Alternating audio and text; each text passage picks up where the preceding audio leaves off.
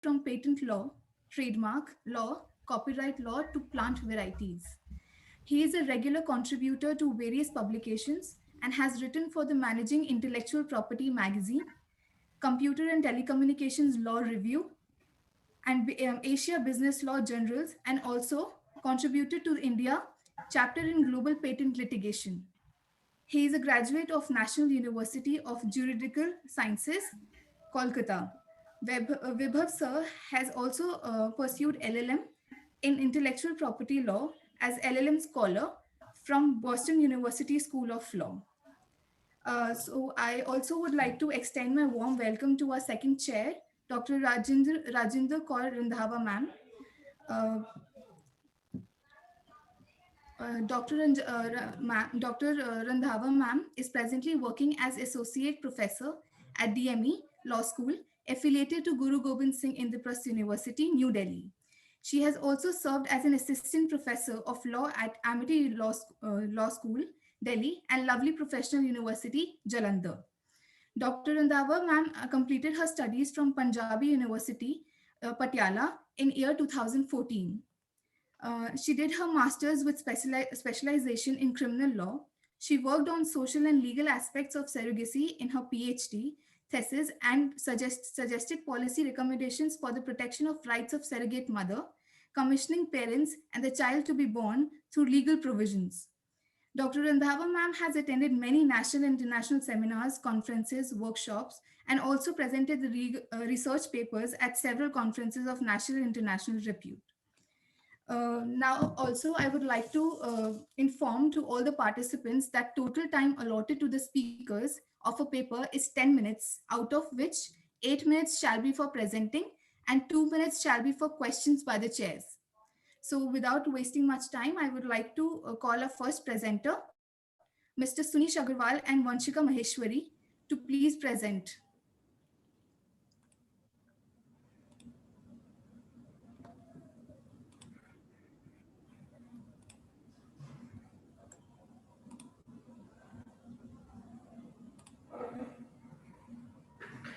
Greeting to the chair. I am Sunish Agarwal, author with my co-author Vanshika Maheshwari. We both have written the research paper on the topic legal personality of robots. I am going to present the paper as she is not available because of her family issues. But both of us has really worked hard for it. Coming to the paper, our research paper examines the two distinct magnitudes of complexity, humanoid robotics, technology, and law, which questions not only each other but also the society of today.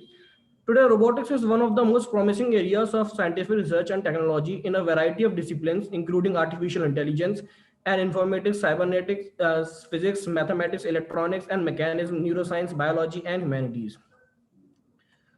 This paper examines how the increasing complexity of robots and their widespread development from home to hospitals, public spaces, and the battlefields need a broad range of conceptual and public policy concerns to be thought in touch comfortably with current legal framework and may therefore suggest policy and law changes. In this, we are going to look at why till date the countries have not legalized the robots as the legal person. What are the concerns which are holding back policymakers to give legality to the robots? Coming to my literature review, recently the European Parliament acknowledged the impact of robots and their applications in society and law in its new report and proposed an expected guidelines structure including a status of electronic persons with explicit rights and obligations for robots that could even take into account taxations and social security contributions. In addition, additional considerations were suggested by various associations. Today, the robot is continuously not a lawful subject in civil or criminal law. In any case, as Nijivan's 2016 calls attention to, in civil law, allocating a legal character to robot may not be proper. Obligations for change causes a main point of interest that is especially debatable concerning robot choice and their effect. For example, a self-ruling decision, a self-driving vehicle that should conform to criminal law and a legitimate entity should be considered answerable for its activities. But how this will it be formalized is still unclear. We may assume, sorry, we may assume that humanoid robots are going to be a part of the future society. Robots are going to play more roles in the future societies, including personal and war soldiers from law enforcement, Developing industries claim that humanoid robots can be co-workers and interact with human beings in the future. We may say that at some point, in fact, sophisticated robots with biological brains will exist in the future. Such robots are referred to as humanoid robots that are brought to life with a robot body and brains that consist of human neurons. Their presence will pose concerns regarding consciousness, citizenship rights, and legal institutes that are metaphysical, social, and legal. Coming to the robots as legal person, experts has been increasingly debating in recent decades whether legal system should delegate robots and, generally speaking, autonomous artificial agents with personality. This decision has involved legal scholars as well as philosophers, sociologists, computer scientists, and military experts. The robot liberation front lawyers obviously endangered the concept that robots should have their own rights. It is possible to selectively add various social contexts to the legal potential for action. The implication is that the legislation opens itself to the introduction of new legal entities, animals, and electronic agents. Focus should be kept on the different ways in which modern legal actors can be governed by the legal system by distinguishing between robots as proper legal agents and robots. Robots may be considered human industry instruments as subject to clauses and terms of contract, sources of extra contractual obligations, or innocent means in the hands of an individual's man's.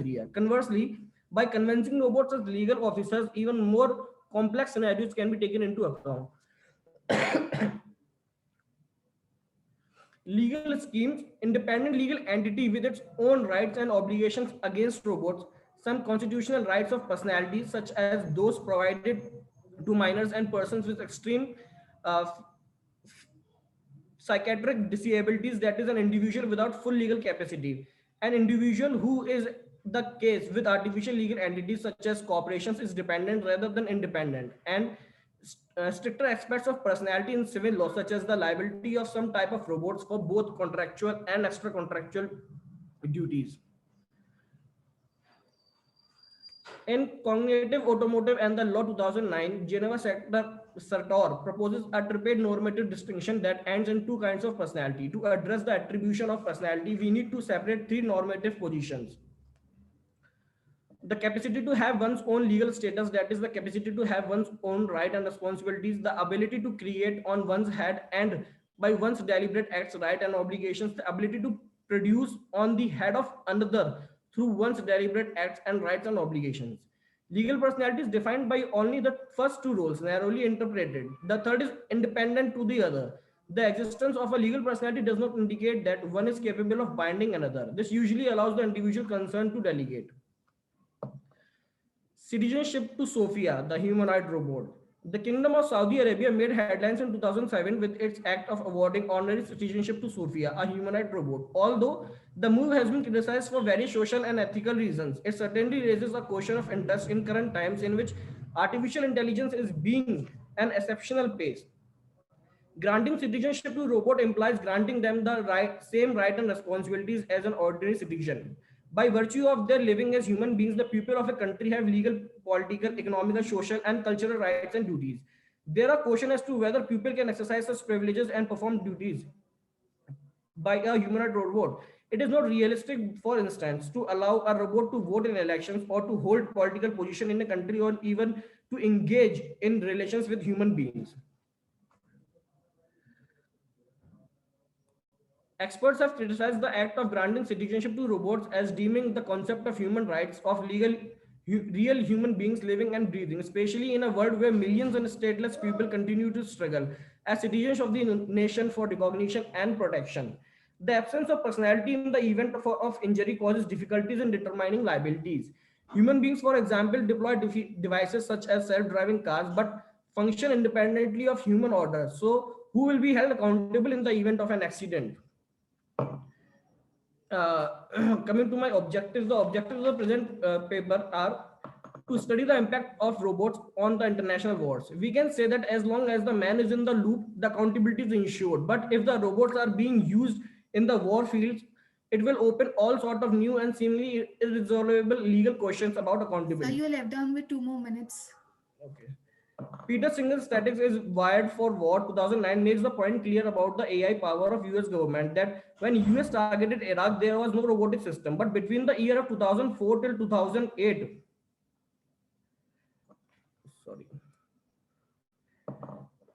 2008, there were have 12,000 robots on the ground. This shows that how AI technology is taking place in the whole world. The researchers has been talking about the legality and working of robots, as the robots are the product of the human mind. If anything goes wrong, who will be liable for it? In the field of war, our soldiers are safe while working with robots, but if any fault happen in the robotic system, it results in a huge accident. Then at that time, who will be held responsible? Either the robot or its experts. My second objective is to study the ethics and policy experts. There are so many ethical policies and legal issues related to the creation and development of autonomous robots. A key number of key issues are listed in our paper: responsibility and risk, complexity and unpredictability, including. As the time is about to come to an end, could you please, it's very Sir, extensive, while just come to your findings, the main points of your paper. sir, it's my last slide, sir. Sorry? It's my last slide, sir. It's Oh, my so last okay, slide. cool, great, great. Sorry, I'm so sorry. I'm so sorry. I'm so sorry. I'm so sorry. To study legally binding international agreements. We have discussed currently international legal instruments such as on a narrow basis implement the different types of restrictions, prohibition and limits of arguments, prohibition and limitation on research and development, and prohibition and development of on deployment. There is an International Committee for Robots Arm Control, which was founded in September 2009 by some of our experts. This committee is created for the restrictions of autonomous robots through an international agreement based on existing control arms agreement. Current legal binding system, arms and control agreement, and other instrument provides a broad range of bars and restrictions for research and development, testing, etc. The prohibition and restrictions are usually found in legally binding arms control agreement as well as in Rome Statute of the International Criminal Court and is legally binding resolution. In my conclusion, every country's legal framework on robots will be different as it will need to take into account the predominant robotic mechanism and the way robots are perceived by culture and politics. A futuristic and forward-looking vision is particularly important for many countries as robots is still new and its effect and consequences have yet to unfold. Developed legislation has also begun promulgating separate regulatory codes for robots that are legal and ethical. The plan will be to foresee the impact in the next 2 decades that robots should have on human beings. Thank you.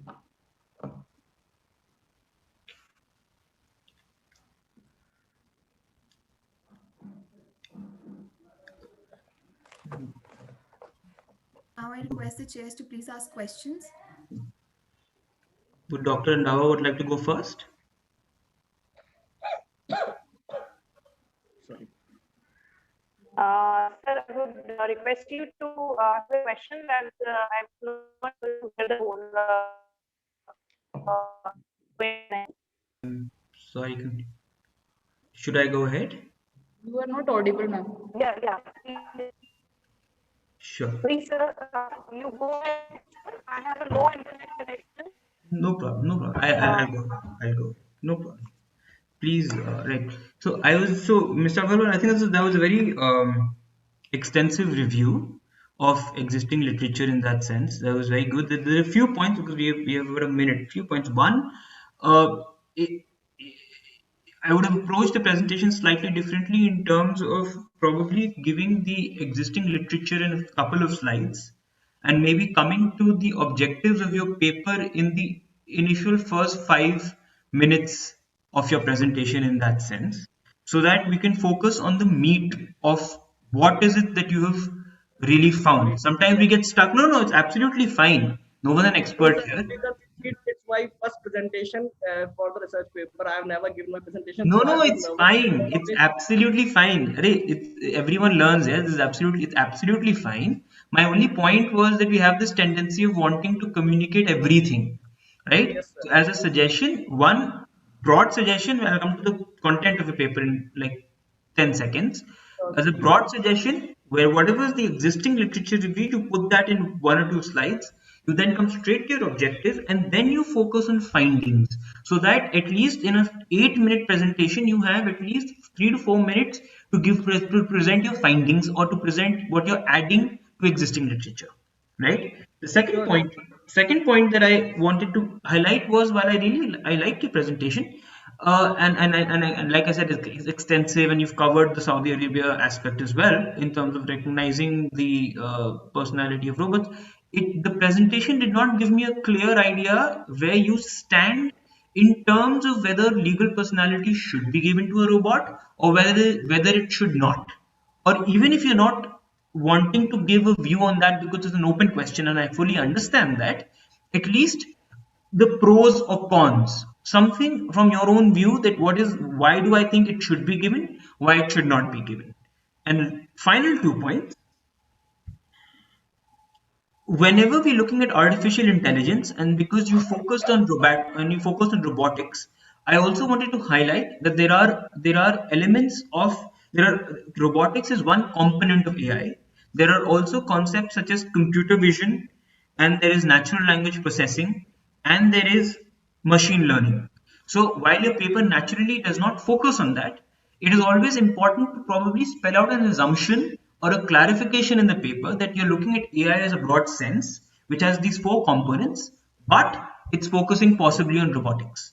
And the final comment, and I'd explore you to look into this, is that when you're talking about legal personality, and this connects to consciousness, and I remember you said consciousness, rights, human rights, and everything. I would urge you to read up the concept of artificial general intelligence, because what we have right now, and this is a point that I'll also make later after the presentations, depending on how all the other people go, but I would just leave it at that, and I'll give a concluding remark on this point. But just look at the concept of artificial general intelligence that might be relevant for you to understand for your paper as you're researching further. Yeah, that's all my comments. I hope I didn't take too much time. We can move forward if it's good. Yeah. Okay, before moving forward, I would like to welcome Dr. Rashmi Nagpal ma'am. She's the Dean of Shobit University in Meerut. Ma'am, could you please question the If you have any LAUS reviews, RE? ma'am, Actually, I joined little late, and probably we had just 2 minutes left when I joined. So, but since I could hear that this is the first time that he is presenting, so it was absolutely very good, very nicely made, very nicely done. And as per the first time presenter, it was really, really good. So whatever, because I missed the major part, he was absolutely like last on conclusions part that time. So best wishes to him for all his future presentations. He must keep it up. Thank you, ma'am. Ma'am, moving further to our next participant. Our next participant is Mr. Ashitosh Raj Anand, and his title is Legal Personality of Robots. So you may please proceed.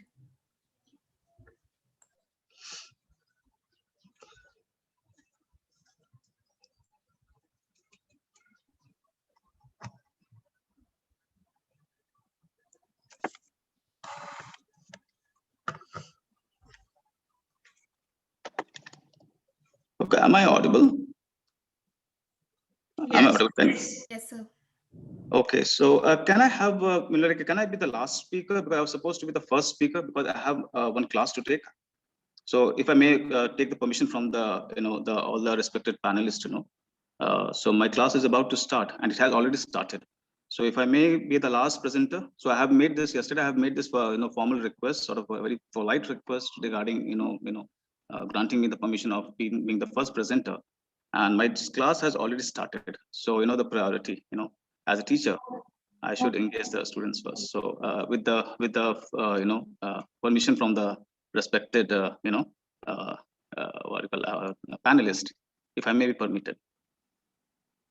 If I may be permitted to be the last speaker. Absolutely fine. I'm absolutely fine. Thank you. Yes, sir. Please, you carry on with your class. Yeah. Thank you. Thank you for that. Yeah. I'll join. Let me complete the class. And then I'll join. Class. Have a great class. Yeah. Yeah. Thank you. Thanks a lot. Okay, moving further to our next participant, KM Anu Chauhan and Miss Komal. Ma'am, you may please proceed.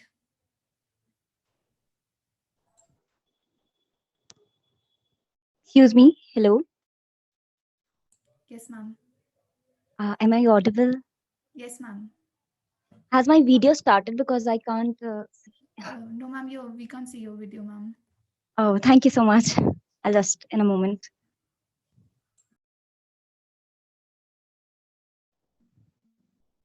Is it? Yeah. Yes, now it's visible. Good morning, honorable judges, jury members, and all fellow participants. This is Kumari Anu Chauhan, and I'll be presenting on the topic legal aspects of plurilateralism in AI-enabled crime. And I'll be presenting on behalf of myself and my co-author, Komal. So I'll start. Today, everything is an internet of things, and Sundar Pichai, the CEO of Google, has actually pointed out that we Me, have learned the. excuse me, Anu, I think your voice is breaking. Maybe you can switch off the video for better connectivity. Yes, ma'am. Wait a moment. Okay. Is it okay now? Ma'am, are you there? Yes, it's audible now. It's audible now. Oh, thank you.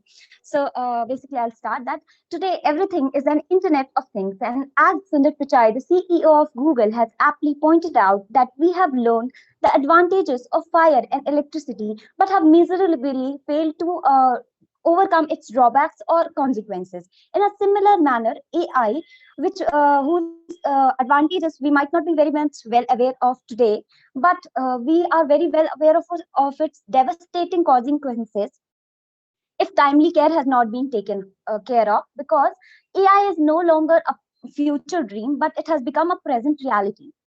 As is stated in the Bill of Rights, in Feb 2019, Kerala police inducted a robot for police work, and in the same month, Chennai for robot-themed restaurant, where they not only served as waiters but also interacted with the customers in Tamil and English. And in Ahmedabad in December 2018, cardiologist performed world's first in-human telerobotic coronary intervention on a patient nearly 32 kilometers away. So the question is that, is there any existing legal framework for dealing or combating the threats posed by AI-enabled crime? So I'll be coming on to, as per criminal justice system all over the world, or in India, if we take if we take it into account that any act or omission which constitute as an offense under the criminal law justice system is a crime. But for an act to be crime, it should suffice two essentials. That is, first, actus reus, that is a criminal act, and secondly, a guilty mind, that is mens rea. I'm sorry for the noises. So basically, there is a cynical saying in law that where there is a blame, there's a claim. So the question is that, can we blame a robot or a machine for a guilty intent or a guilty mind? And this question will be answered by the following examples, which I'll be providing. That a robot was arrested for buying drugs, who was later on released without any charges.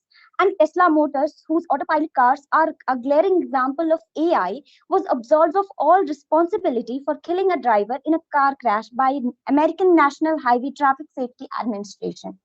So this aptly brings about the lacunas in law to fix accountability on machines, and therefore there is an urgent need for framing up of an umbrella legislations to cover all AI-enabled crime, not only at regional level or local level, but at global level. And this could be done via plurilateral approach towards this problem. So the question is, what is plurilateralism? Pluri- Plurilateralism is an approach for countries willing to move forward with liberation process to modernize trade rules by ensuring a fair, development-friendly, and transparent trade environment. Basically, it is a voluntary association of countries coming together to deal a specific problem or specific issues. An example of this is G20 countries or G20 global group. So I'll be providing some plurilateral approaches for AIR. Firstly, Global AI Group. India has recently joined it as a founding member to support the responsible and human-centric development and use of AI. Niti Aayog in 2018 released National AI Strategy that is AI for all, Sabka Saath, Sabka Vikas, and a digital platform for the same. Then the US has launched framework for regulation of AI, and Germany has launched ethical rules for autonomous vehicle. Ethical rules here means that priority is given to human lives over property or animal lives. Then secondly comes Charlevac's common vision for the future of AI. G7 countries, that is Canada, Japan, Italy, Germany, Japan, US, UK, have come together in 2018 with objective of promoting human-centric AI, investments, research, and development of AI, safeguarding privacy, cybersecurity, etc. In North Baltic region, that is countries such as Norway, Finland, Denmark, etc., issued a declaration of collaboration in AI to develop and promote use of AI to serve humans better. Then EU, that is European Union. Europe has predominantly made a great contribution to take a lot of steps for promotion of AI and to enhance research and deployment to deal with social, economic, ethical, and legal questions. So now on, I'll be coming on to my last topic, that why plurilateralism is preferred over multilateralism and bilateralism.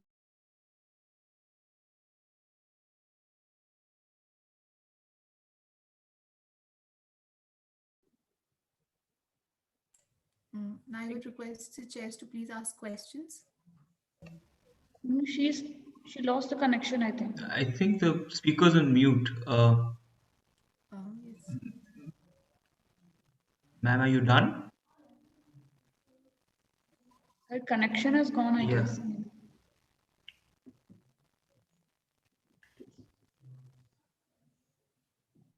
Let's wait for 1 minute, maybe she'll join back. Yes, ma'am.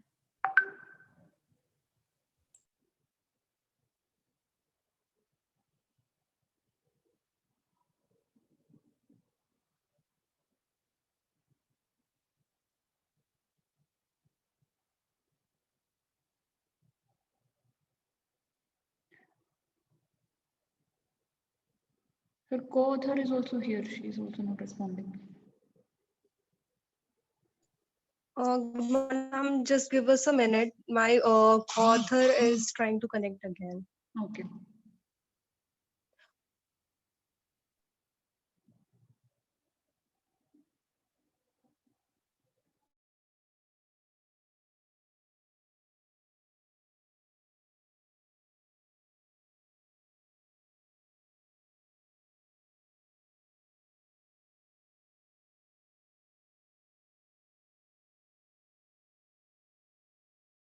Am I audible?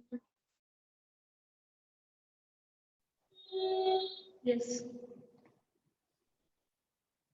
Oh, thank you. So I'll be coming on to my last topic. That is, I'm sorry for the technical glitches. So why plurilateralism is preferred over multilateralism and bilateralism? Multilateralism is often termed as club of clubs. That is where powerful member states prefer to crystallize their own competitive advantages. Actually, there is some kind of undue or dominating influence which they exercise. That is powerful economies, if I were to name such, that is US and the Republic of China. They somehow try to impact the thoughts of other smaller or developing countries to basically benefit their own issues. So, and this could be seen in UN, where permanent members try to impact the thought processes of the sideline countries to gain their own some kind of benefits or whatever issues they want to highlight. They try to dominate their influence over them. And secondly, plurilateralism is allows flexibility on choice. Since these agreements are voluntary associations, sideline countries also have a choice to agree or not to agree if it is not beneficial to them. Thirdly, it paves way for addressing specific issues and areas. Association of like-minded countries brings about a easier way to solve problems and deal with issues in an engaging and centric manner. Fourthly, it responds to the changing needs of industries with agility, as the process which is very much cumbersome in case of multilateralism, it becomes easier in plurilateral approaches. And fifthly, uniform application of bilateral ties are there. Since in bilateral agreements, only two countries are bound by the agreements and the rest others could do anything which they like. So it is not very useful and not very beneficial to the global arena. And secondly, it prepares for multilateral rulemaking in the near beginning. Since plurilateral approaches are always open and the sideline countries could join in whenever they want to, it paves way for multilateral approach in the future. So I'd like to conclude by saying that immediate future may not be propitious for launching of new full-fledged digital multilateral negotiation, but a plurilateral approach would solve this problem better and also lead to enforceable rules. And it depends totally in our hands to either choose a world full of dreams or chaos. Thank you.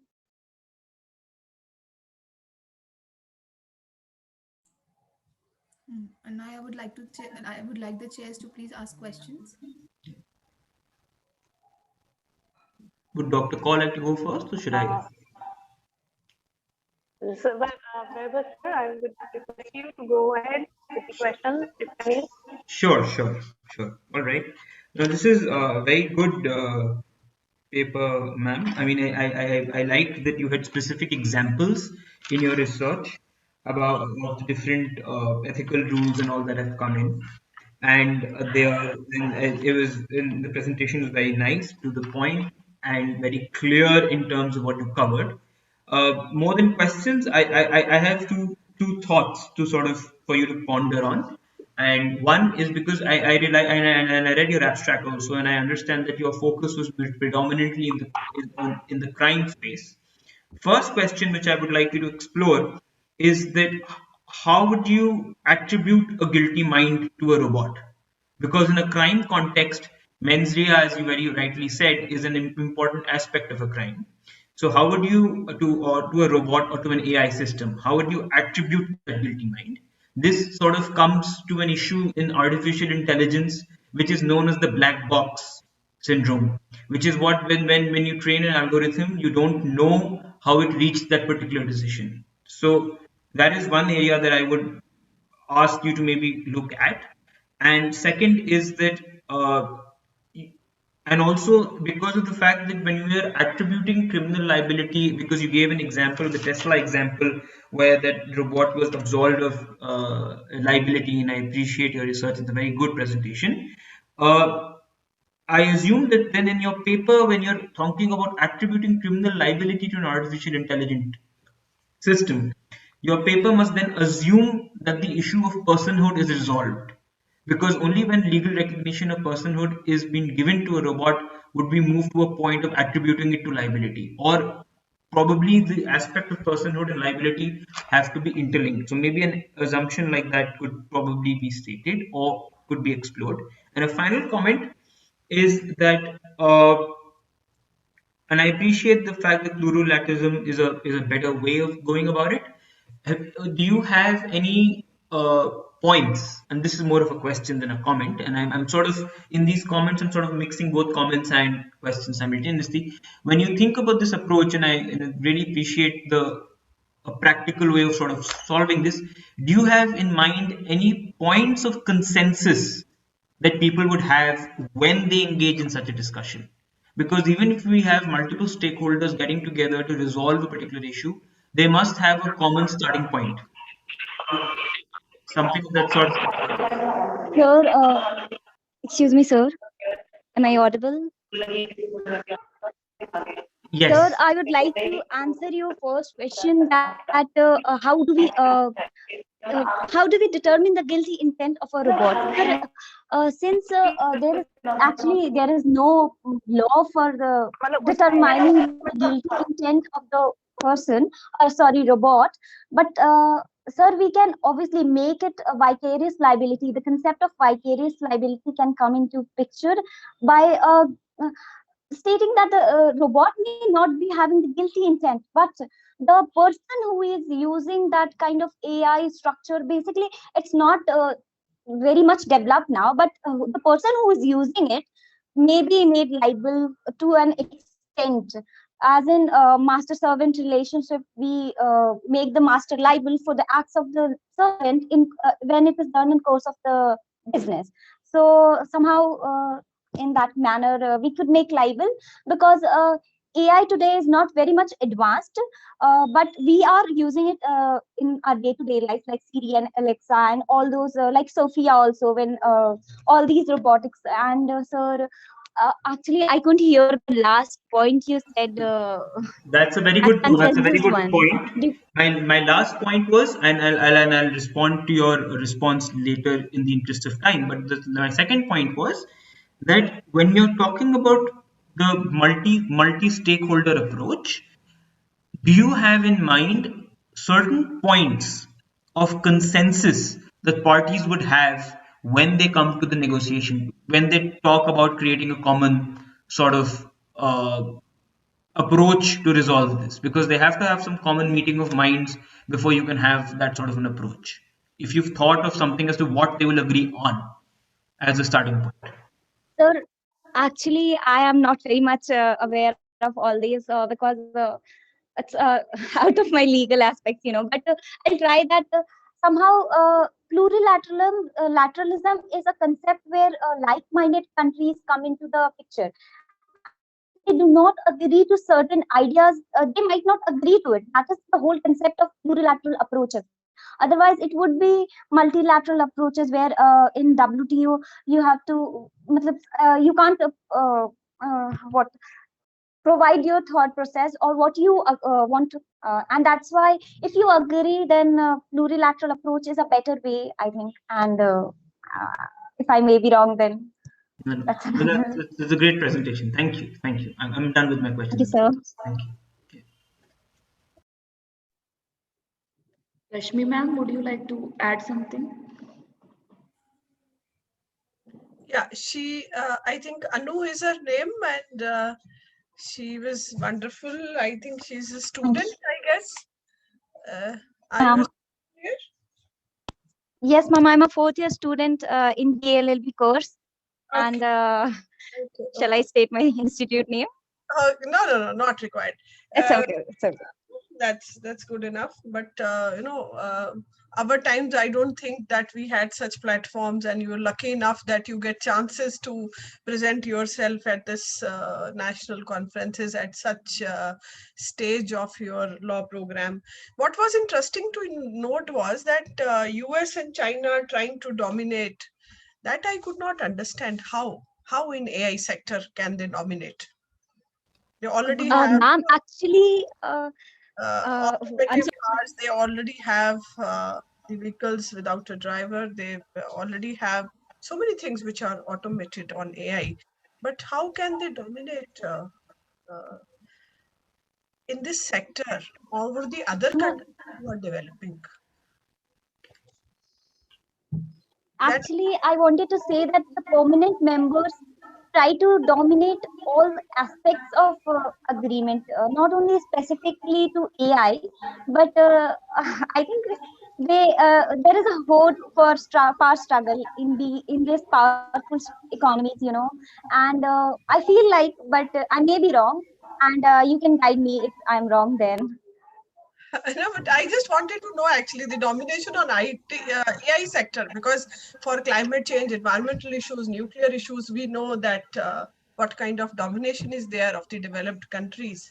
But as far as AI is concerned, how will they dominate developing? If I may add, Dr. Nagpal, Yeah. no, so thank you. I think it's Yes, a sir, very sorry, important. sir, you can add on. No, Anu, I think. Actually, Your Honor, I mean, Honorable Judge, they have better economies and better, development procedure, because as in India, you can see that we are not very much advanced and we have only made progress in AI to some extent. But these countries which are more prone to all the advantages, they tend to somehow dominate like that in that perspective via economic development and better resources. I think a point, Dr. Nagpal, in that it's a very good point. I think it's from what I understand, and thank you, Anu. I think it was a very good presentation, ma'am. I think it's one is, I believe China leads in AI application, as I understand it, and US leads in AI innovation. So, as a matter of fact, I think China is the only country that has passed a judgment. I forget the name, which recognizes AI as a legal person, and and these are my own personal views. This seems to be dictated by the fact that there's stronger AI application. Both, I think, the crux of what you're raising, ma'am, is Dr. Nagpal, is that I think it's to do with the free use of data. I think because the data that is used to train these algorithms, the models that they're able to develop, they're sort of able to use that, and maybe that could be a factor to sort of That to. is actually true. That is actually true. I was just because No, I know, I understand. It's a very, very valid point. It makes one wonder. That's absolutely yeah, correct. it is an exercise for the students really to think over, what field, how can they dominate. I No, think but she this is a wonderful job, and this is a wonderful conference, and I think this is a very tough questions to answer, yeah. which is why it's tough question and a tough place to ask questions, which is why I brought comments like which direction can one go. Oh, thank Yeah, you. so true, so true. Thank you, Thank you so much, Rajas. Uh, Okay, so now moving further to our next participant. Our next participant is Kunika Toma, and her title is Legal Personality of Robots. Ma'am, you may please proceed. Good morning, all of you. Am I audible to you? Yes, Am ma'am. I audible? Yes, ma'am. Yes, Okay. yes, you're audible. So I'm just okay, ma'am. I'm just sharing my screen.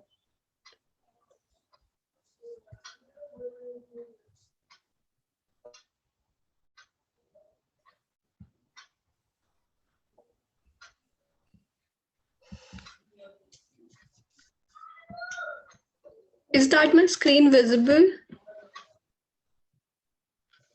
No, ma'am, Not it's yet, not. dear, not yet. It's not. Okay, okay. I'm just trying.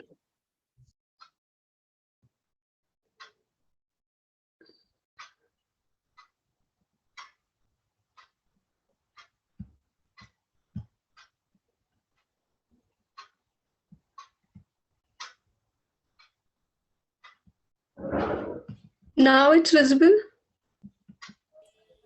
Yes, ma'am. Now it's visible, ma'am. Okay. So good morning. Yeah. So good morning. My Kunika, may I request you research to topic. full screen mode on the PPT on slide? Yeah, ma'am. Sure. Yeah, ma'am. Sure.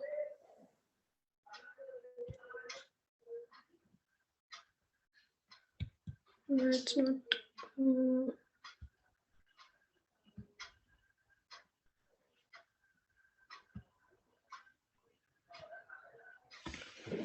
Okay, ma'am. Ma'am, shall I start? Ma'am, shall I start? Yes. Okay, so my topic is legal personalities of robot, and this paper argue that in the absence of any legal precedent or defined law, it is to hold AI-powered robots accountable for its unfavorable effects. The dilemma of whether to hold the creator, developer, or the AI-based robot itself liable for its omission or commission is causing a major hindrance in its widespread adoption and reliance. Now, what is AI robots? The term artificial intelligence was invented at a seminar at Institute of Technology, USA by the computer scientist John, and he described AI as a science of making operating system as well as intelligent and autonomous. So, AI robot is a character of Android in American science fiction film. The Terminator, the machine was programmed to help mankind and develop its intelligence on its own and become a threat to the world. Then the integration of AI with various industries. So the following AI is making its present felt all over the world. It is giving a tough competition to methods of operation adopted by the corporation. People who refuse to upskill themselves to keep up pace with the technological advancement are having a run for money. So here are the few instance of the various industries where AI robots are filling are follows. The first one is Pepper. So the Pizza Hut have developed Pepper, a humanoid robot developed by the SoftBank to provide customer with a personalized and memorable experience. So not only do AI-powered robots waiters support customer appetites, yet make jokes as well. So yeah, then the Chinese scientists from Osaka University have invented an AI robot named Afito that can feel pain and synthetic skin. It's capable of deducting changes in pressure. It has realistic skin and skeleton wrapped in artificial skin. It's react to touches with different facial expressions such as smiling, frowning. Now, Sophia, an AI human robot developed by Hong Kong-based company Hanusk Robots, had made international headline in 2017 when it became the first robot in the world to become a citizen of Saudi Arabia. All the rights and the duties of the citizen were vested in it. Now there is another in New Zealand Police Department has recruited an AI police officer named Ella. Her name design for electronic lifelike assistant. She is programmed to greet and interact with people at police station and other public areas and provide a variety of non-emergency services and advice to them. So there are various examples as well. Now moving to the AI limitations. So the AI limitations are the required for monitor AI system shape its possibility to not working as expected, moving rate or erosion, as well as having the serious consequences. AI has a following deficiencies as well. Am I audible to you? Like, am I audible, ma'am? Yes, you're very much Okay. audible. Continue, please. Okay. So like there are privacy issues in deficiency. So when the AI system and the robots process user data to comprehend their consumption pattern and learn from the same, this might be compromise the privacy of the users. If the system get hacked or the data is intentionally sold to a third party, such data might further be used for the commercial purpose or to conduct surveillance on the everyday activities of users. Then the partial knowledge, intentionally or unintentionally, some unforeseeable deficiency may not be taken into consideration by the creators of AI at the time of programming. It could be compromise safety of the users. In 2017 as well, Facebook shut down its AI system as the robot created an entirely new language for from scratch that they could comprehend. They diverted from scripted norms, thus defying the objective. Then there is no lawful character or legal personality, because in the absence AI robots do not have any legal standing to enter in the contractual relationship in the failure to have a good lawful character. In the absence of a proper legal personality, AI have there is no civil or a criminal liability can be attributed to it because of the same reason. So now if we are moving forward further on the aspects concerning the domestic security. So in terms of personal and domestic safety, AI can be a significant root of worry and may be used by the enemy nation for espionage, and it can be used for the further processes by international government as well as or the relation of non-government performers. They can be also be used to spread fake news and operate fake accounts on the social media accounts. For instance, Russia was alleged to have devolved robots to spread fake news and media and meddle in the US 2016 elections. So now the global outlook, which are dealing with the different countries. So various laws existing all over the world, holding the programs of AI accountable for their errors and thus need to be amended. English law do not currently regard AI robots as an agent because only a person in his right mind can be an agent in law. Similar in the situation in the US as well, where the robots cannot be sued in the courts on the same ground. So if we are talking about New Zealand, so in New Zealand, the New Zealand government has been proactive when it comes to regulating AI and has issued various reports and research paper on the same. It has clear instance on driverless cars running on the AI application that infer that unlike other countries, there is no requirement for a driver to be present in the vehicle. Then when we come to our country, India, so India has no existing law that recognize AI as a person or corporation. In 2017, Ministry of Industry, Commerce and India formed and created a task force on AI consistent of various governmental bodies, namely National Institution for Transforming India, NITI, which is also called NITI, and the DRDO, the Defense Research and the Development Organization, the Department of Science Technology, the Ministry of Electronics and Information Technology, and also UIDAI to regulate and make the use of AI software of applications in different industries. Then we will take a more example like Australia as well. In Australia, national enforcement guidelines were issued by confirmed under Australian rule, which is rule 297. It would be the human driver responsibility to comply with the traffic laws even when the vehicle is being run on some AI software.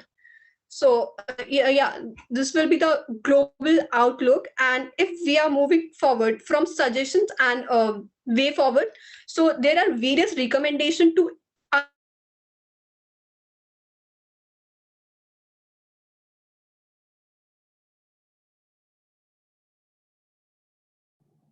uniformly regulate the conduct of AI as well. Like there is a uniform recognition in a few countries as of now.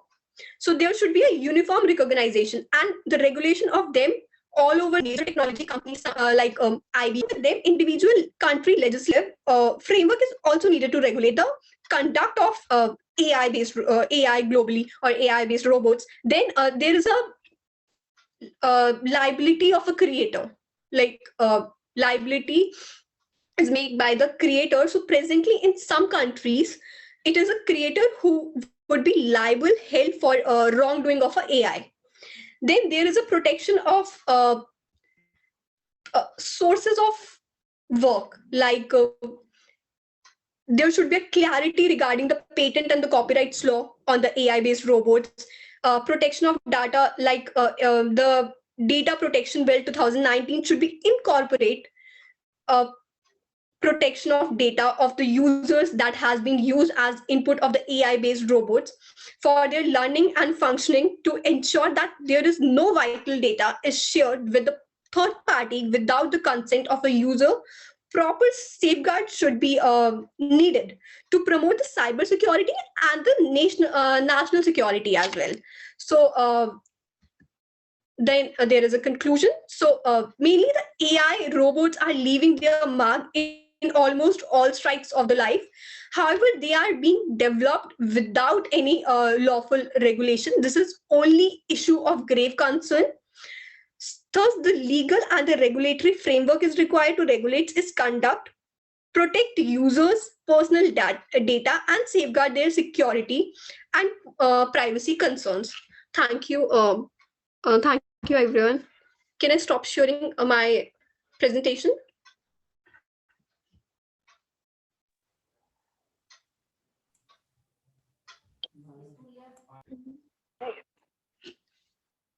Yes, Kunika, it was a very nice presentation.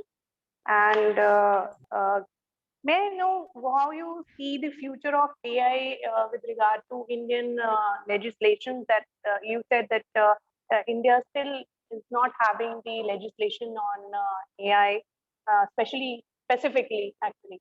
So, how do you see that we should have? What would be the future of AI? Should we need some specific legislation upon that? Ma'am, there should be as I said, there should be a uniform recognition. Like in India, the task forms released at a detailed report and stating that there is an accountability framework need to be formulated. That would be require the data to be wide out discrimination and prejudice in the result as well. Mm-hmm. Okay, thank you. Yes, ma'am. Makeup, sir. Well, I think this is a wonderful presentation. I think I really, what I really liked is that you not the three things I really like. One is that you had very clear examples of how AI is being used, and your presentation gave me the insight about when we're looking at AI dialogue, you're looking at use of AI across the globe. You're not talking about using China, you're not talking about using US, you're talking about any use of AI across the globe, and then how do you regulate it. So your presentation highlighted that clear, concrete examples of how AI is being used, the by Pizza example that you gave. Second point that was brilliant in your presentation was the fact that you had covered different global outlook of different countries, and then the fact that the way forward also in terms of uniform recognition, liability of creator.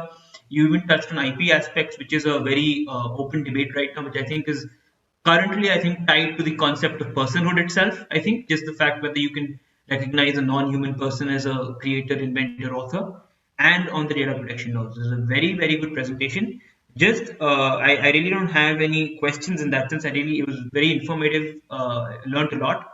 The only thing that I do want to add is, and which I think is that the same point that as you read further in this, try to see the difference about the way AI currently is and technologically how far AI can reach. This keeps tying back to the same point, the common theme about artificial general intelligence. And maybe when you read a little bit more on how much we can reach in AI, whether it will be machine consciousness, whether it will be attribution of liability, your own thoughts in this area would get more refined and you would get more clarity of how to shape the things that you have presented. An excellent presentation. Thank you. Rashmi ma'am, would you like to add something? Okay, so thank you. So I have first She was very good.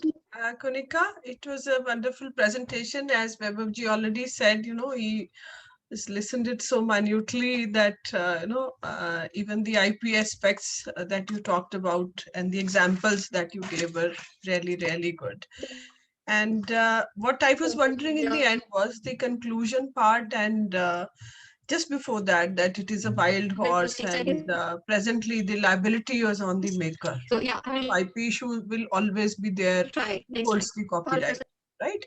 But when it is credit, of course, the maker would take. But when it is the liability, the things go wrong, then the laws have to be very well in place. Who will take the liability? If it is a wild horse, then it can go either way. No? So that's another debatable point, that who takes the liability. Copyright is this. You enjoy so many rights under copyright laws. But if the things are wrong, then that has to be seen, and you can elaborate it further and get your paper published also with little more research on it. And since this is an upcoming one, so even if you work slightly on it regarding what laws, uniformity of laws, as you said, globally would, I don't think, be possible. There is huge lot of differences in technologies, and other factors also are there. So, uniformity may not be possible, but yes, as far as the liability and the IP part is concerned, there can be much deliberations on this. Right? It was wonderful. Thank you so much. Thank you so much, dear. Ma'am, you raise a very good point, Dr. Nagpal, about the fact that it's only when liability is the You know, issue is that you're talking about personhood, but when there's credit, the discussion doesn't focus. That's a very, very yeah, important point. It's it a is very, copyright, anybody will be happy. But if it is a wild horse, then it it's is a very, very an valid point. issue. Thank you so much. Thank you, ma'am. Moving further to our next participant. Our next participant is Mr. Gyandeep Chaudhary. So you may please proceed. Yeah. Am I audible and visible? Yes, sir. Yeah. Can I share my screen? Yes, Yes, sir. sir. I've given you co-host permission, I think. Thank you.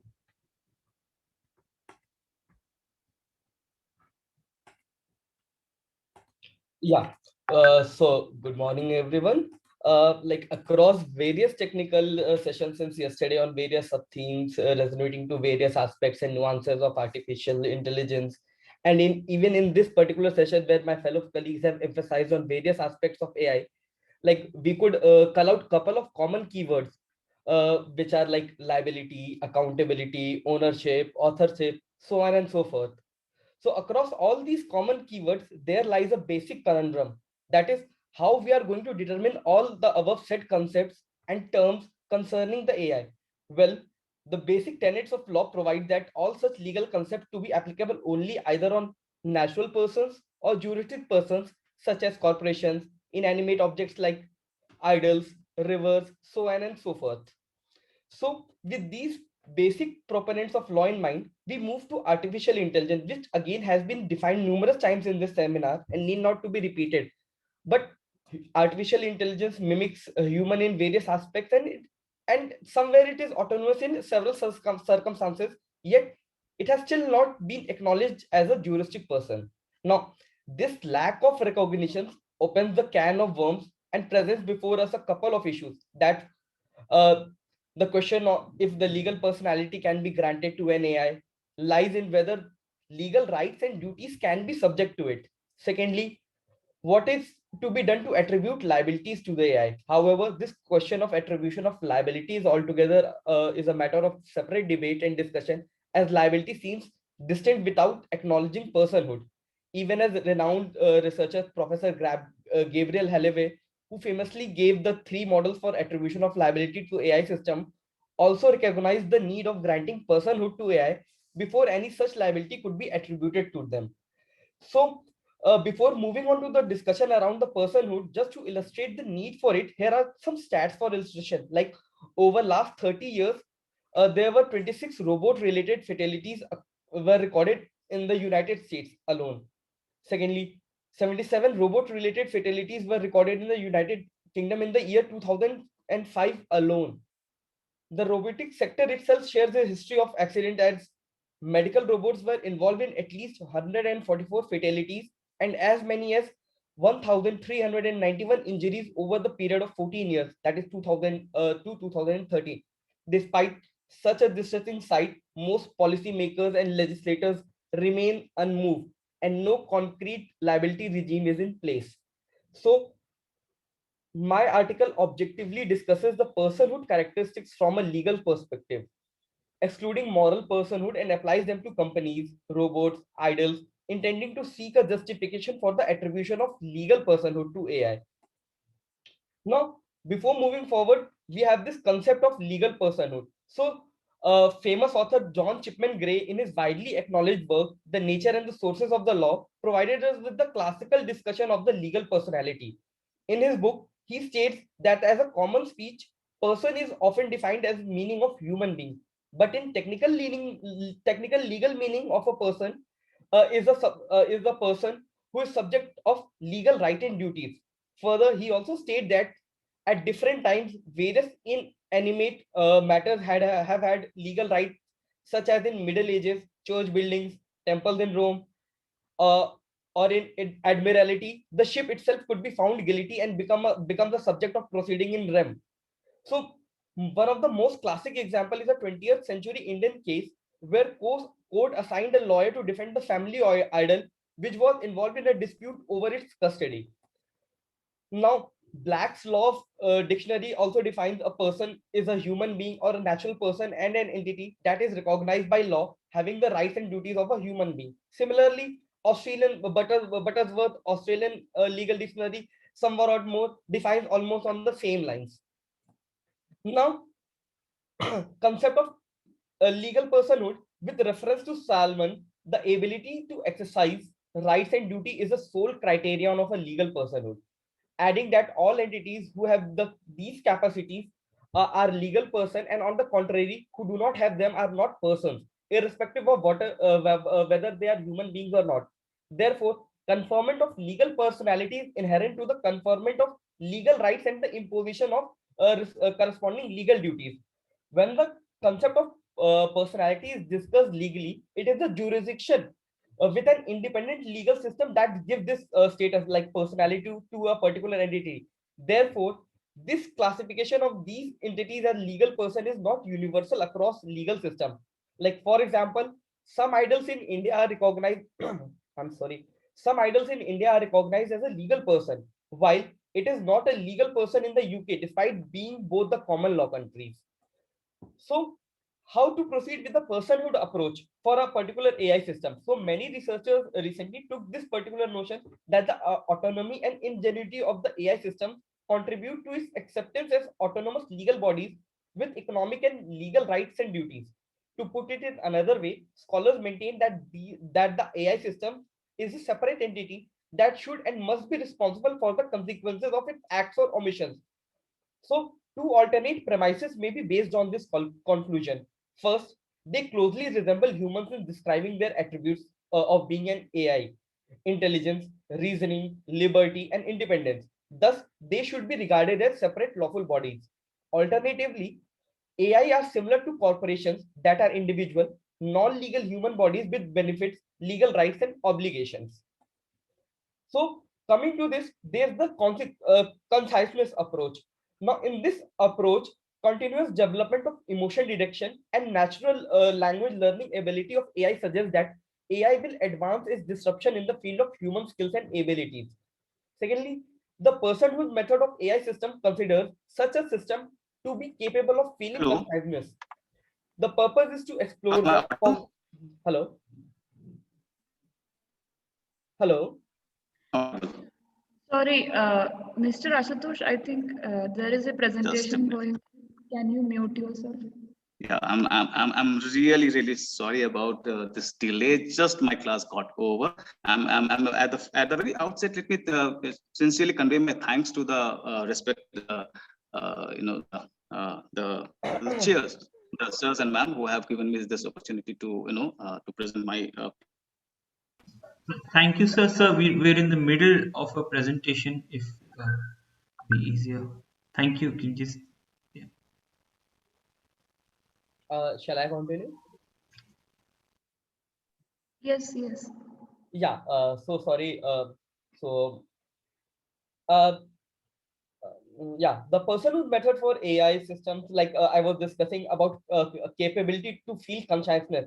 So this purpose is to explore the cognitive abilities of robots in artificial consciousness. Now, the ability to create this consciousness, the ability to perceive objects are found in humans and AI systems both, which ensure that cognitive origins can be recognized, allocated, organized, and remembered. Like when there is a mark or symbol depicting things, general consciousness takes place. We may not know what the taste or smells means to a person, but we can identify this by linking to an existing symbol. So for an AI system, this can also be true. The human brain is essentially considered a computer in this approach of computationalism. So AI system could be seen as an entity and can therefore assume rights and duties. However, various alternate approaches imposes right and duties from a different angle on an existing AI system. Now, the second approach could be the corporate approach. As a legal body, the company or corporates may act as a legal basis to enforce AI systems rights and duties. Like corporation being a juristic person are subject to existing legal regime, which are not limited to labor, corporate or criminal law. Like a corporation or company, from the legal point of view, is an institution created by humans and recognized by a statute as an autonomous being with personality characteristics conferred upon it by a state body, primarily for the ease of persons dealing with this particular organization. All legal systems focusing primarily on Salomon versus Salomon, the principles have recognized independent corporate personality. However, the quantum of liabilities varies in different jurisdictions as per their specific provision. So, corporations today have a significant role in economies worldwide, whereas modern populations are highly reliant on these institutions. This fact calls for a corporate control, which is essentially a part of social governance. So, this is the justification for granting a juristic personality to the corporate, which could be attributed to the AI system as well on the same lines. Now, while determining idle as a legal person, while the idle varies explicitly from the corporation in terms of nature, but still they are comparable. Like they borrow their personality traits from a human being who are legitimately allowed to control them with all the powers, such as the child's guardian or guardian and its state. In other words, the administrators are concerned with the legal rights of an idol. Savagini thus correctly associated a company with an idol concerning a human being's legitimate personality. Professor P.V. Duff, concerning rights and liabilities, acknowledges that a recognized idol having a juristic or legal personhood is as good as a body corporated human being. So these all are the powers of the managers of the individual idols. When the power of will is discussed, a question arises that how such a will can be determined. Perhaps the best response is that whatever is the law concerned with the power of will, with taking due account of worshippers' desire and social interest in satisfying pious founders' wishes, will be the will of the an idol. So in Mulik versus Mulik, the case which I previously cited, the Indian case, the Privy Council declared the guardian and the idol's manager must express the will of the idol to further substantiate this thing. So although we argued various established legal frameworks could theoretically address the problem of AI personhood is supposed to overcome, it is still a real possibility to establish a new personhood category. So there could be possibly two advantages. Firstly, AI personhood has a possible instrumental advantages that are proposed by comparison with the company's personhood. A corporate individual may pool resources and centralize risk for linked entity. This resource pooling may be essential to promote significant developments or benefit from economies of scale. And from a legal standpoint, corporate personality enables sole entities to be held responsible for damages without naming a responsible individual. Legal efficiency is accomplished as it allows plaintiffs to sue the company directly without undertaking a long, costly, and complicated phase in which all people responsible are found and identified. Uh, so sorry. Yeah, those second advantages based on the morality and a possible technical orientation. If a general AI system which cannot be distinguished from an individual in future is created, why do we deny that scheme the same human rights? More frequently, people might feel morally obligated to accord the AI the very rights and duties of a human if AI can show real conscience, suffer from real pain, or be genuinely autonomous. It is clear that AIs are not yet at that level, and it is not clear if and when they'll possibly achieve this level. But it would not be prudent to ignore this possibility entirely. At that stage, the problem may become less a matter of legal or economic efficiency, but more of a human right. Now, there are certain disadvantages for granting personhood, as AI personality has potential disadvantages. In short term, four possibilities that could be considered more probable are listed. Like, firstly, it is suggested by the European Parliament that a collective insurance fund to be created to cover AI damages. Now, however, AI technical path is uncertain and volatile, and therefore financial compensation resources are unwise to be developed.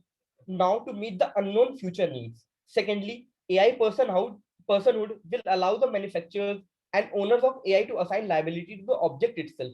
Therefore, the investment in appropriate testing before implementation would be discouraged, resulting in an unhealthy environment anywhere AIs are used. Thirdly, litigation against AI would be challenging to bring or hold them accountable. Finally, AIs are not yet capable of suffering, and it is unknown whether it is possible to digitally program or cultivate empathy to recognize suffering in others meaningfully. Furthermore, today's AI system cannot perceive and is ignorant of its existence and ethical obligations on a contextual basis. So, from all the above discussion, we can deduce four criteria for AI personhood, which are as follows. Technical. We need to identify the limits of a particular AI system, as AI can incorporate and rely on several external systems for their operation. Secondly, economic. If personhood allows for increased creativity, innovation, and economic development, we need to recognize the beneficiaries and how the gain supports society. Negative externalities and effects should be acknowledged and taken into account. Instrumental economic motives must be investigated from several viewpoints. Thirdly, legal point of view. AI personhood is a far-reaching social transition that cannot be taken casually. Contentions from legal competence would require proof that the current law is inadequate. Similarly, it is essential to carefully evaluate an argument that current law retards the development of beneficial AIs. To introduce such fundamental reform to the legal system, substantial justification should be required, and great care should be taken that powerful interests do not violate AI personhood. Lastly, moral grounds. AI must start operating like existing legal entities, that is, individuals, corporations, nations, or inanimate objects like idols and all. So, according to Bentham and Singer, it could be agreed that it is necessary to have an individual capacity to suffer. On the other hand, it could be suggested that designing an AI system that may suffer in the first place can be called unethical and immoral. Furthermore, it could be agreed to Kant and Regan's view that some sort of intrinsic value is critical, such as the ability to understand, reason, and question our own life, existence, and moral duties. So, to conclude, a potential middle ground would be to give AI a selected collection of rights for legal person, but specific steps are yet to be seen in this relation. A way ahead is to grant personhood, which will make it possible to consider AI system as individual entities within the legal framework. The idea of vicarious liability may be defeated, as the manufacturer could still be relieved of liability by taking the defense of foreseeability. The AI system will be mandated to be insured if a case is established against the AI for negligence, and the AI system will be a quasi-legal person in this situation. Therefore, it could be concluded that granting personhood to the AI would begin a new regime of liability. And going by the past experiences, where legal fraternity was caught playing in mid of the internet storm and was forced to play a catch up, until date new regulations are being formulated to properly regulate it. Therefore, uh, concerning the AI, it is still at a very nascent stage, despite all the advancements made till date. Therefore, it is the apt time to look into the aspect of the personhood, which could be attributed to AI to solve a wide range of problems relating to ownership, liability, accountability, ownership, so on and so forth. Thank you. I would like to chairs to please ask questions now. Gyandeep, it was a wonderful presentation. It solved various queries which were coming in my mind, and let's look forward for the subject expert comment. Vibhu sir. It was a wonderful presentation. I have just 2-3 points and all very few questions. First, I really liked your abstract. I had gone through the abstract. Your abstract is very clear. There are a lot good clarity of thought in that. Second point that in the presentation is that I liked very much the fact that you put in statistics to back your claim for personhood. I think that's a brilliant move. That's a very important thing, because empirical data sometimes gets lost in academic debate. To have, a little bit of data to back your point is a very good one. I also liked the fact that your paper was extensive in terms of the fact that it focused on personhood and you looked at jurisprudence of personhood, the consciousness approach and the corporate approach. On the consciousness approach, I again am coming back to the same point, which you should please look into the concept of artificial general intelligence, and which connects to your technological criteria of personhood, which you mentioned, because I'm not entirely convinced personally is developing that the consciousness approach is the way to go for AI, because current literature on artificial general intelligence is very unclear, and that it's not clear whether whether AGI that will develop machine consciousness. The corporate approach was also fantastic. I also saw the overall presentation was nice, very good. I have three concluding comments for you. Of course, the presentation is excellent, which I've covered. I think considering how AI dialogue is progressing and the wonderful job that this wonderful conference is happening in trying to engage this very important discussion, I think the paper that you've presented, it presents you, at least, and this is a suggestion, presents you with a very unique opportunity in terms of you having covered the existing jurisprudence in personhood. There are two things that I think you could personally look at, and these are not questions but suggestions. One is that you could look at the lacunae or the defects that exist in existing personhood literature in the context of AI, because I'm not entirely convinced. I've already told that the consciousness approach may work, may not work. I'm not very convinced about it. Even in the corporate approach, if I make it to a corporate legal personality, I have a concept of piercing the corporate wheel. The minute I pierce corporate wheel, I again go back to maker liability, creator liability, which is where we are, and we again go to this broad concept of vicarious liability. So, of course, you can look at the lacuna in the existing report, in the existing literature. And third, last point, the criteria that you've come up with, technological, economic, legal, and moral, I think there's a lot of scope, and maybe you could develop that criteria more. Yeah.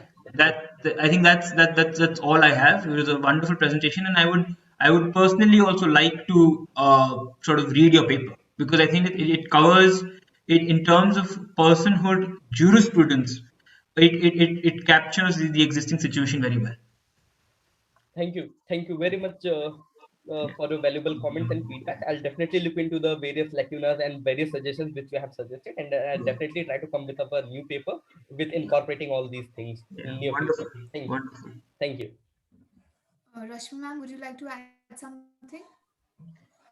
Yes, Gyandeep, it was really good. I did not get the chance to see your abstract though, but the presentation was really on a wonderful topic selected from the rewards part and connecting it with personhood, legal entity. And as Vaibhavji said, we have the concept of piercing the veil. So you have really made it a wonderful one, whatever I could see from your work, and you could even take it further, because this is where many people are not talking about. Sure. So people are talking about health sector, technology, and other things, but not looking at when we come to the legal status, personhood. Sure. So it is, you really worked hard, and that should be the spirit, when you come for a presentation. I think it should be looking like that we've devoted time and we're pretty clear about what we are saying, rather than we're just reading what we wrote. So yours was really a wonderful one.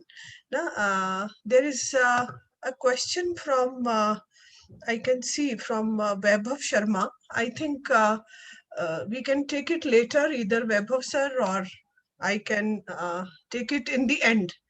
He's written a question which is quite a good one, that he believes that the world is not yet ready for AI, and more than 50% of the population around the globe is unemployed, and most of the people will definitely be against the developments in science and AI.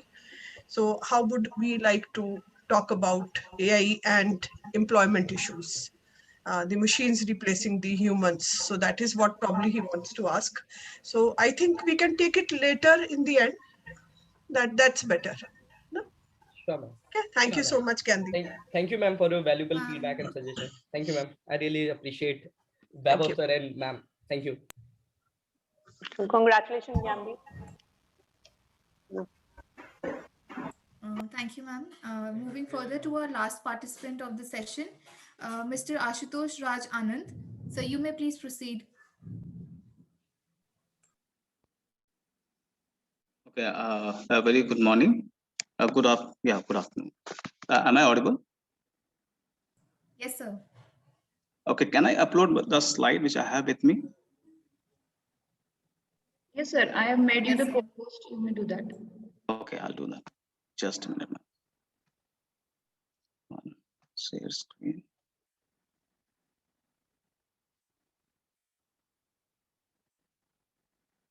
Down.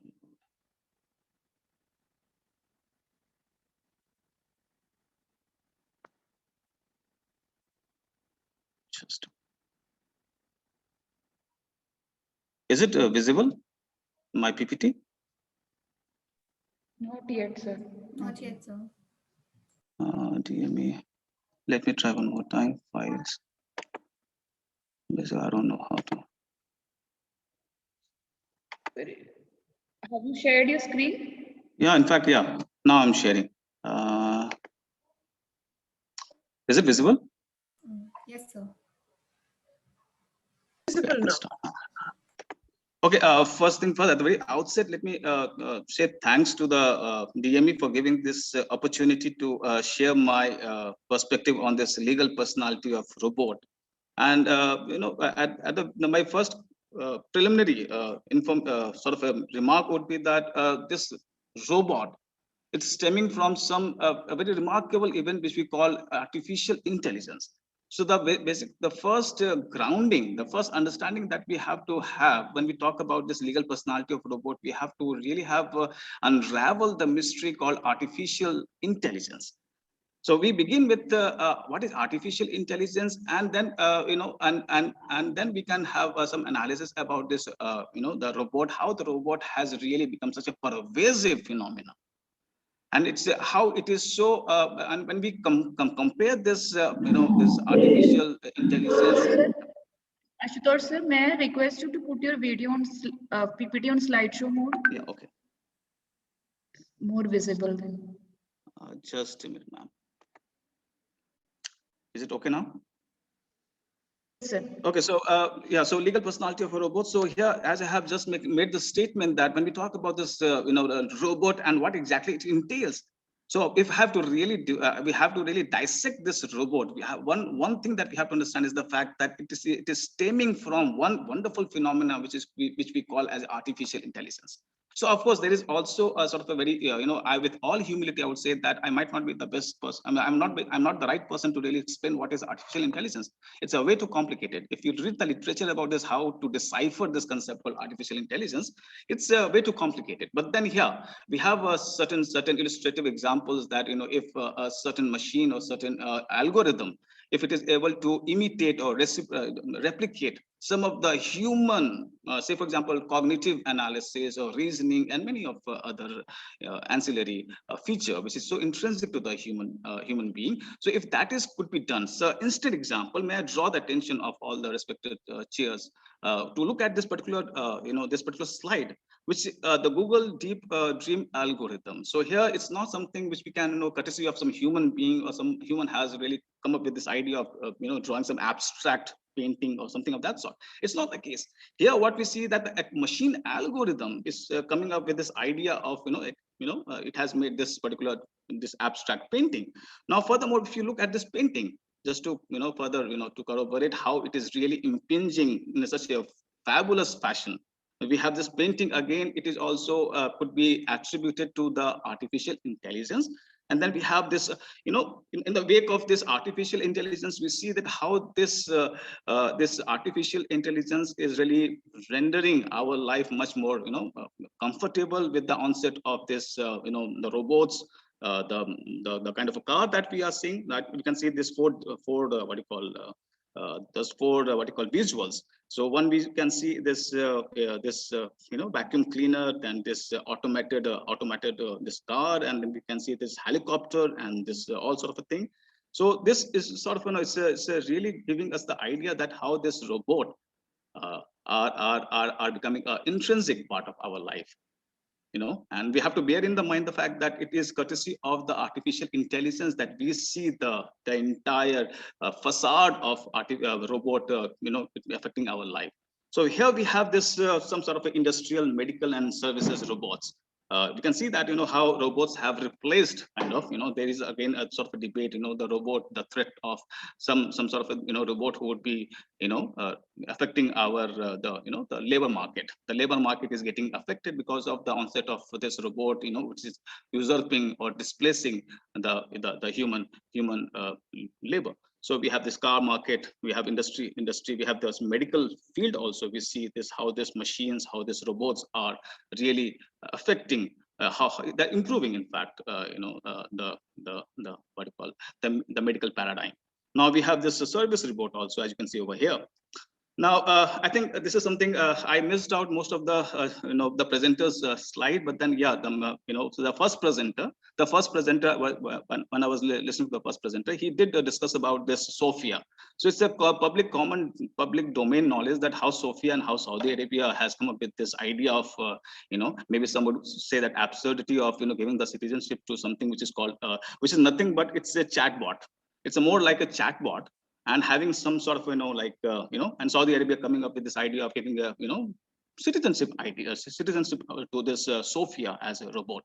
So that also, and he or she, whatever, it came to India also.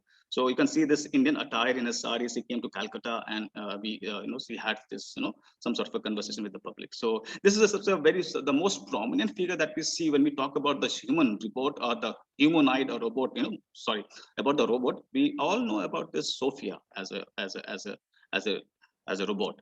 Now here, this is pertinent to also mention. I think perhaps I cannot see my slide properly.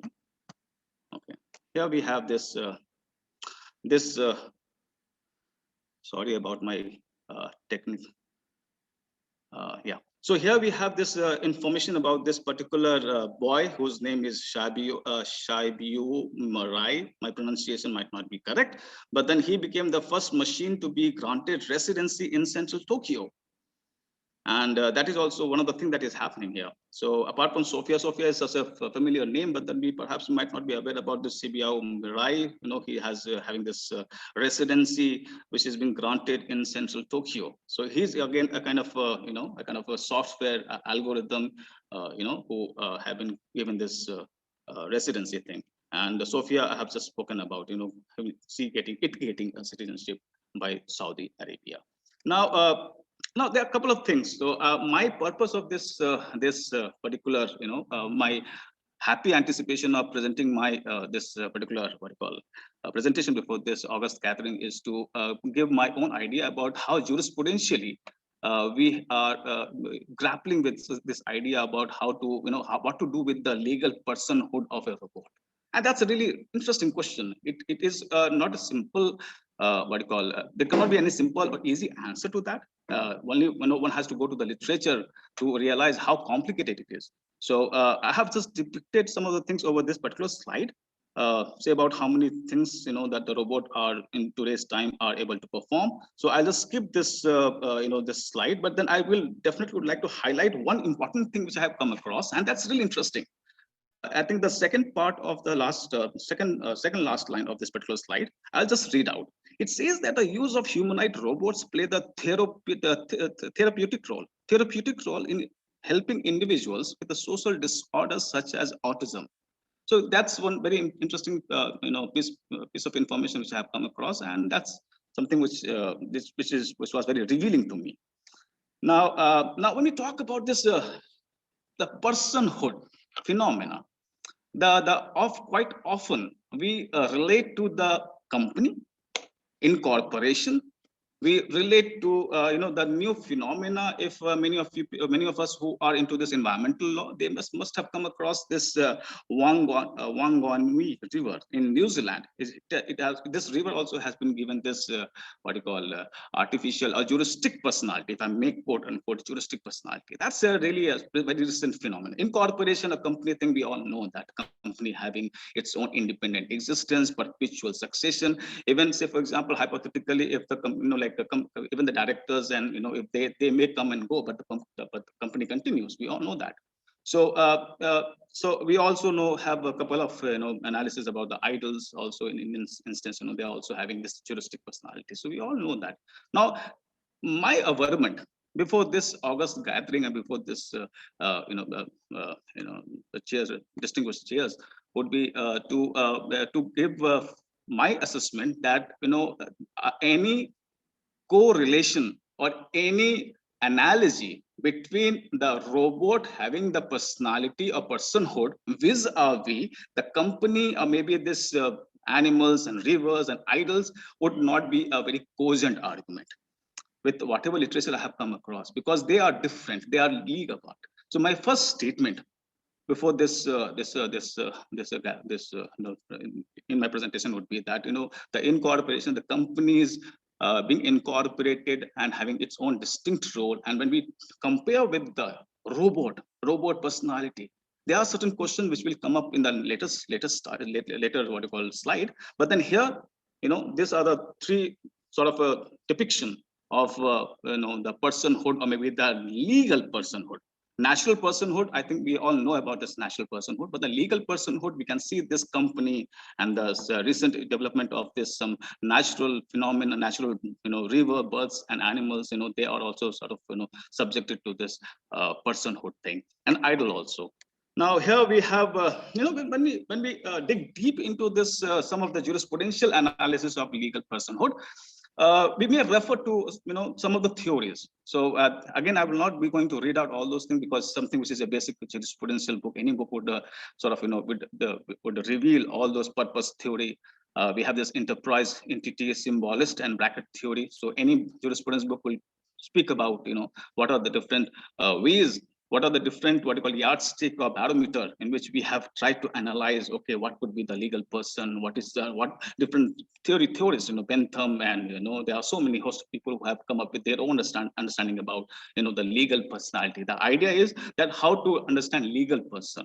Natural person we all know, but then how to really understand what is legal person, and then we know that the incidences of legal personality would entail the fact that there would be certain rights and duties which will tag along with that. So we have this purpose theory, enterprise, entity. We have symbolist and bracket theory, Hoffel's theory. We have Kelson's theory. We have fiction's theory. We have concession theory and realist theory. So majorly in the most of the jurisprudence, what you call discourse, we'll find this sort of a theory, especially pertaining to the legal what you call legal personhood, a legal person, the description about the legal person. Now I'll come to some of the problem which I could sense when we talk about the legal personality that should be attributable to the robot. Some of the things which I would read now, I'm now because something which I perhaps believe that's really important. So we all know that this legal personality is something which is very fundamental to the system of law, and we know that there is something called natural person, there is something called juristic person, yeah, and we know that there are certain problem, and that problem, I think the previous speaker, he was speaking about the liability questions. So similar, I think it's rephrasing the same thing what he stated. The liability question is very important when we talk about this, the legal personhood of the robot. So whether that person would be liable, who would be the liable if suppose anything happens, any analogy, any sort of comparisons, any sort of analysis could be drawn. Say for example, we have this automated car. So if some accident happens, so who should be indicted? Who should be punished? Who should be indicted? So these are the questions. They are the questions galore. They are a dime a dozen actually. So there are lots of questions which could be asked when we talk about this, the legal personality, because legal personality will have its own incidences. So that is something which is really important. Now here we have just some of the concerns which I have flagged. I have flagged certain concerns. I will skip. I'll talk about this particular three issues which I want to flag over here. We have this issue with regard to the morality issue. or morality gap. When we talk about this what you call this legal personhood to the robot, we have to bear in our mind that there is a very pertinent issue, which is about morality issues. What is right and wrong? We as a conscious human being, we have this understanding of what is right and what is wrong. We can decipher because we can discern. But then whether the robot is going to understand what is right and wrong, that would be conspicuously absent. That is, if I may quote, if I may say so, that is my understanding of, that the morality issue is something which is really important, that cannot be and cannot be overlooked. Then we have the punishment issue. Suppose a robot infringes a certain law, so who should be held liable? I mean, are they can be deterred from the punishment? We can be incarcerated. A person can be, natural person could be incarcerated. The fear of punishment, the deterrence theory, the theories of punishment that we see. But then will that be applicable to the robots? The answer is plain no. So that is also a very important issue when we talk about this, all those hoopla over this legal personality. It has to be taken. These three issues has to be taken into account. The punishment issue has to be, that is also a very important thing that could not be negated. And the accountability issues, that is also the last but not the least, this is also very important issues. So who is to be held culpable? Culpability issues, that is also which I want to highlight before this August audience, because these 3 points, as per my understanding, whatever little understanding I could gather, I could understand the fact that this morality issues, the punishment issues, and accountability is something which is very pertinent. I have gone with a lot of literature also. I think most important literature, which perhaps I did not mention over here, but then we have this European civil law rules in robotics, which says which gives lots of information about the way forward, what should be the approaches when we look about this robots. So I don't want to read. I mean, I have the literature with me, so we have a paucity of time. But then, if I may be permitted, I can read 5 points, which courtesy of this particular committee's report. So the committee's report name is European Civil Law Rules in Robotics. That is something which is very, very important. Thank you. Thank you, sir. Now I would request the chairs to please ask questions. Yes, thank you so much, sir. Ashitosh, sir. It was a very nice, meticulously prepared presentation. I would request Webber, sir, to give his expert comment. Sure. Thank you. Thank you so much, Prabhakar. I think that was a wonderful presentation. Again, the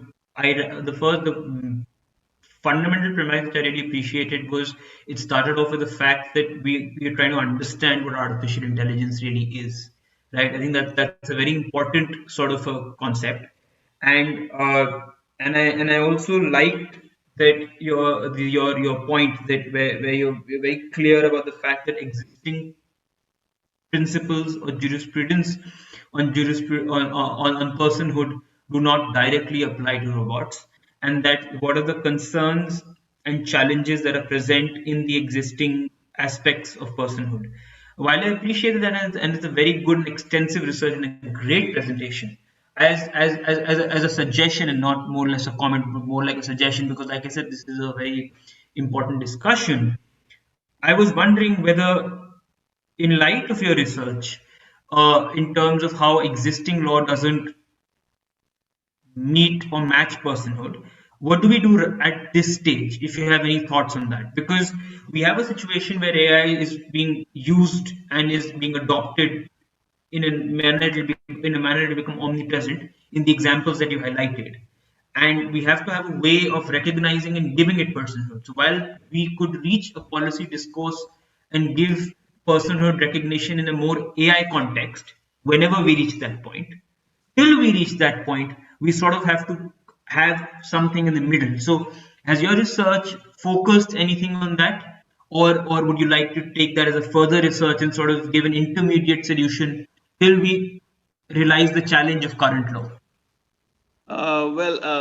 This is thank you for for your very important sir, feedback. Sir, yeah, here in this particular aspect, I would say that it's still a very preliminary sort of a reading, which I have, though I have written a sort of an article on this particular issues, but then I would say that even I'm flummoxed. I'm also perplexed with the sort of a complexity that is there at hand. It's sort of overwhelming, I would say.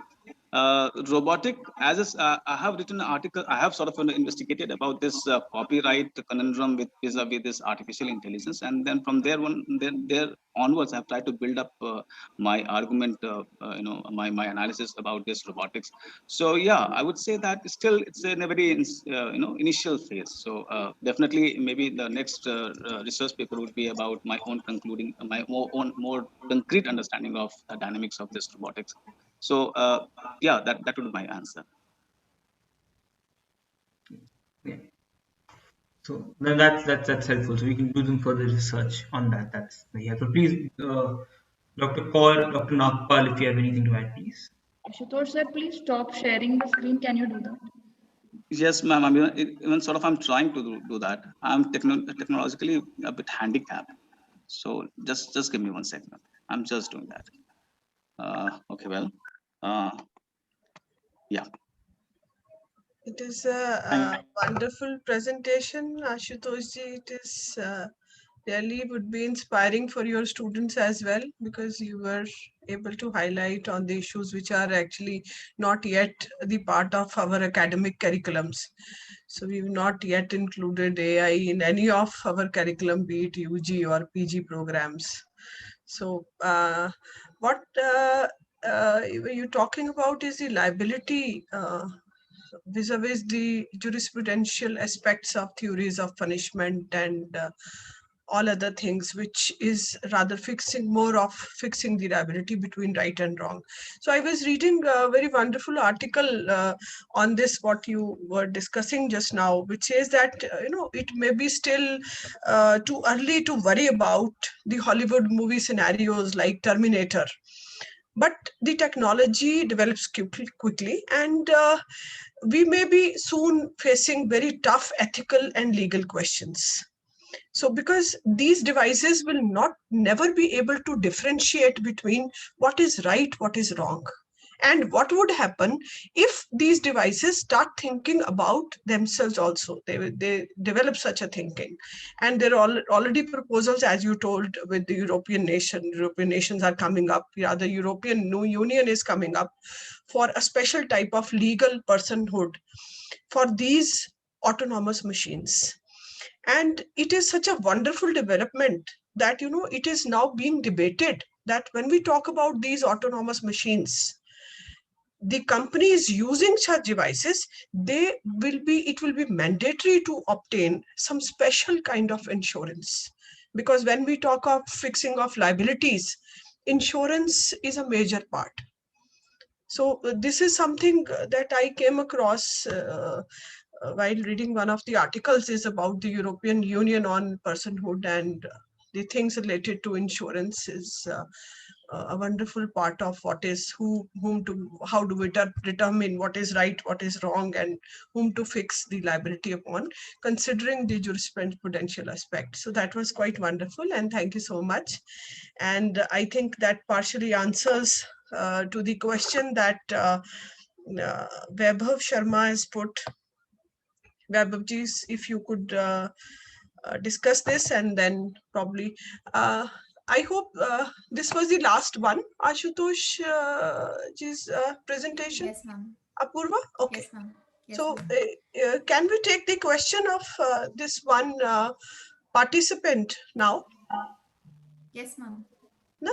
So Vaibhavji, you can also talk about this, and then later I will also speak on this, that the world is not yet ready for AI, and more than 50% of the population around the globe will be unemployed. And most of the people will be definitely against developments in science and AI. So he's basically asking about employment issues. So that's a very good question, and thank you, Dr. Yeah, Nagpal. that's I quite think, relevant one. yes. So I think my personal views in this is that I actually don't, and this is my personal views, I don't view artificial intelligence in the all or nothing phenomena. I don't think artificial intelligence will replace jobs completely. I think the way to, I mean, of course, there will be some jobs that might go, but we look at artificial intelligence as augmenting human ability. We have to view this from how artificial intelligence assists humans, and humans are able to identify where machines can come in and where we can work in a collaborative manner, and therefore then probably look at this issue. I mean those, and a perfect example of that is literally how we are on this conference is the computer. I'm quite sure when the computer would have come up in the 1960s, 1970s, people would have thought that it would have led to lots of jobs and everything. But eventually we integrated and made computers as a part of our life, and so much so that we have now computer engineers, and I mean this entire field is sort of originating from that sort of subspeciality. So I think it's a very important point. I think it has to be, we have to look at it from a collaborative way, and for the losses that are lost, we have to have an important discussion on that on a policy level. But I definitely don't see this as something that just completely will replace jobs entirely in that sense. And that this is my views, Dr. Nagpal, and please free to give your views on this as well.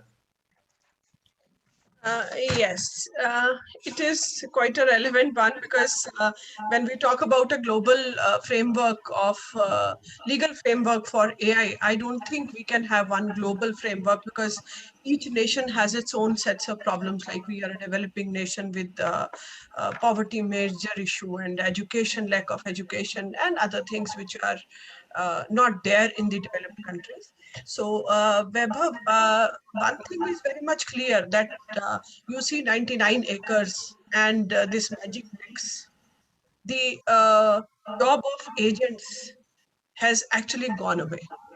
They are finding out the prospective buyer. The automated machines are only doing everything related to the property transaction. So when we look at the property sector, with this big entrepreneurship coming up, like 99 acres and Magic Bricks, the small agents, it is very difficult for them to survive. And when we look at, I was reading about couriers being delivered by drones and remotes. So it is another thing, yes, where we can see that it will take over the jobs of many. But when it will come to the other parts, like I was reading that IT sector, it has already taken over much of the part, the automated machines, artificial intelligence, couriers are being delivered by drones and robots. And then real estate sector, there's no need of agents for the big entrepreneurs now. But they are likely to come in the transport sector, e-commerce, healthcare, teaching, and as Ashutosh ji has mentioned in his presentation also, that factory, surgeries, healthcare, cooking, milking cows, preparing the food, taking care of elderly people, and doing dangerous jobs, like he mentioned in his presentation. So these are obviously the issues relating to unemployment, employment issues, which are very, very prominent issue in our country.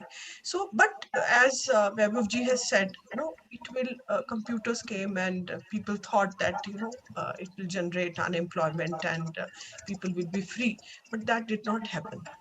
So machine will never be able to differentiate between right and wrong. Yesterday was a wonderful presentation by Professor Vivekanandan, where he was able to actually really talk about in the legal field as to how AI will help. It will never be able to take decision. It will never be able to differentiate between right and wrong. So when it will come to liability, people will run away from the automated machines performing such important tasks. So there has to be pathway where we resort to technology at the same time keeping the problems of developing countries in mind. I hope, Vaibhav, this solves your query, and anything else that you want to ask you. Thank you so much. Ashitoshi, that was a good one. Anything else that... Thank you, ma'am. By this, we come to the end of this technical session. I, on behalf of National Law Conference team of DME and entire fraternity of the college, extend a very warm vote of thanks to Mr. Vibhav Mittal sir and Dr. R.K. Randhava ma'am and also Dr. Rashmi Nagpal ma'am, who spared their time from their busy schedule for chairing the session. And further, I also thanks all the presenters for gracing your crucial work and sharing with us your views and opinions. Thank you very much for your presence. Thank you, ma'am. Thank you, Mr. Vibhav. Thank you. Really wonderful to hear from you all. No, no, It was really a wonderful session, and even I have learned a lot. It was a great learning, and to share the session with such great experts, Rashmi ma'am and Vibhav sir. Thank you so much for joining us in DME. I'm looking it's an forward to have a more sessions like this in offline mode. It's true. That is even better. Yeah. That's true. It is always better. We have That's published these conference proceedings. We will be sending it to you by post.